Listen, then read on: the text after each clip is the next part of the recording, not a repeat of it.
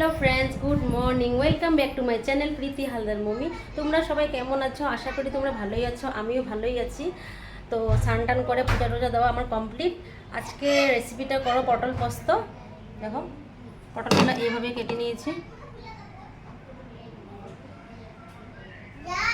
আজকে রেসিপিটা করো পটল পোস্ত। তোমরা ভিডিওটা দেখতে থাকো আমি কীভাবে বানাই।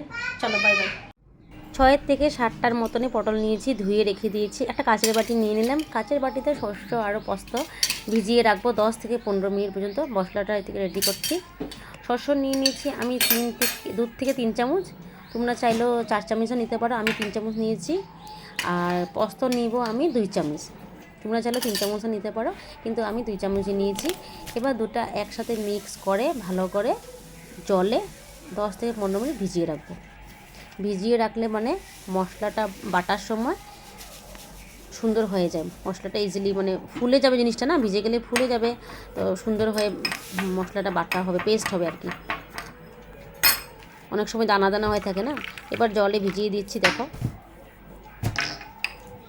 10 থেকে 15-20 মিনিট রাখতে পারো। এদিকে কাঁচা লঙ্কা রসুনটা ধুয়ে নিয়েছি। রসুনটা ধুয়ে নিই, কয়েকটা রসুন নিব, বেশি লাগবে না। এদিকে পটলগুলি ভালো করে কেটে সুন্দর করে রেখে দিয়েছি। দেখো কি সুন্দর করে কেটেছি, খোসাটা ছাড়িয়ে নিয়েছি আর মিডিল দিয়ে কেটে নিয়েছি অল্প অল্প। এবার মশলাটা রেডি করে নিই। মশলাটা ঢেলে নিয়েছি। এবার এটা কাঁচা লঙ্কা দিব, 3 থেকে 4 টুকরা রসুন আর আধা টুকরা মতন পেঁয়াজ দিব, বেশি দিব না। এবার এখানে নুন আর তেল দিয়ে পটলগুলি ভালো করে মেখে নিব।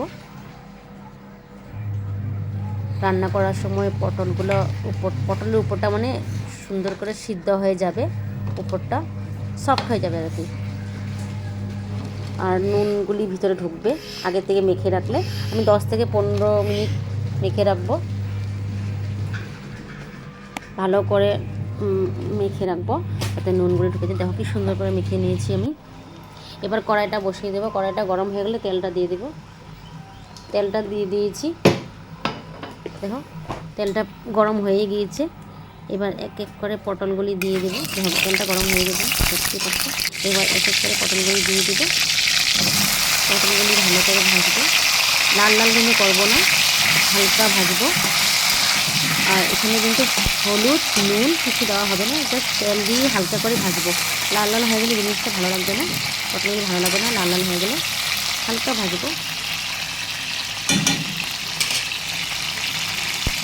দেখো সুন্দর ভালো হচ্ছে, কম স্টিমে ভাজছে।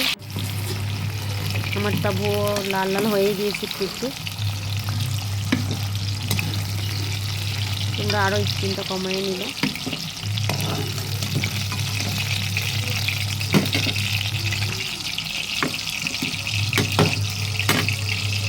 এদিকে দেখো পনির সবজি হয়ে গেছে রেডি। পনির সবজি এবার সেই তেলের মধ্যে দিয়ে দেবো কাঁচামরিচ ফোড়ন, আর 1 চামচের মতন দিয়ে দেবো কালো জিরা। শুকনো মরিচটা ভাজা হয়ে গেছে, সরি।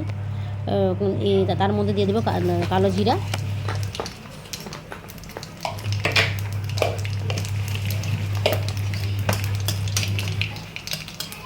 দিয়ে দিয়েছি। এবার স্টিমটা কমিয়ে নিব। গ্যাসের স্টিম আমি এমনি কমিয়ে রেখেছি, আরও কমিয়ে দিয়েছি। কালো জিরা নিলে পুড়ে যাবে।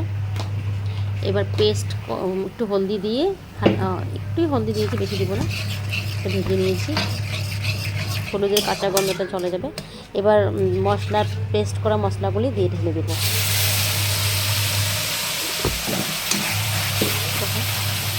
ঢেলে দিয়েছি।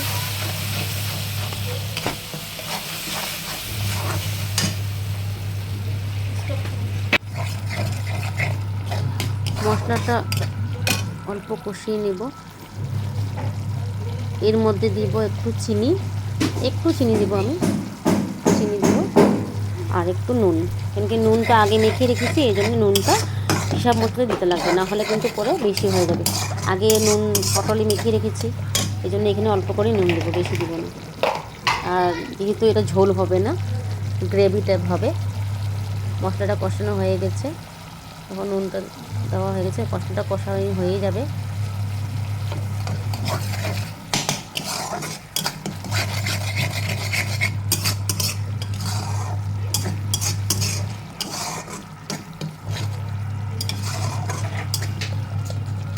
একটু কষাবো। এবার কষানো হয়ে গেলে পটলগুলি দিয়ে দেবো, ভাজা পটলগুলি দিয়ে ভালো করে কষে নেব হালকা স্টিমে।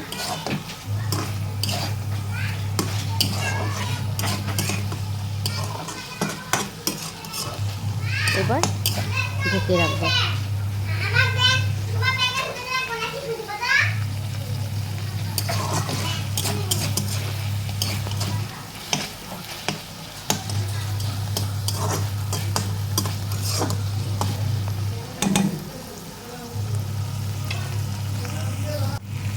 দেখো হয়ে গেছে।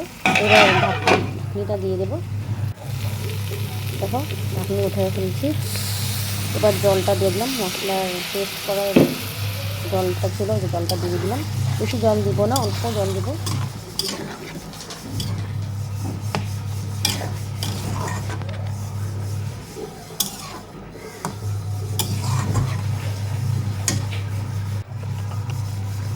মশলাটা ফুটে গিয়েছে, ঝোলটা ফুটে গেলে হয়ে গেল পটল পোস্ত। নামানোর আগে একটু কাঁচা লঙ্কা দেব আর একটু তেল। আমি নামিয়ে তারপরে দিই, তারপর ঢেকে দিই। তেলটার গন্ধ থাকবে না, কাঁচা সরষের তেল দিই অল্প করে, ভালো লাগে গন্ধটা। এই যে নামিয়ে নিয়েছি, হয়ে গেল আমার পটল পোস্ত।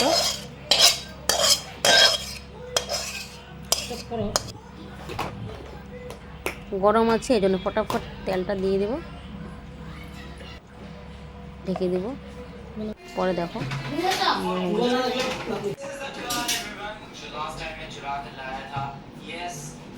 অলমোস্ট পটল পোস্ত রেডি। ভিডিওটা যদি তোমাদের ভালো লাগে লাইক, কমেন্ট, শেয়ার, সাবস্ক্রাইব করে দেবেন। টাটা।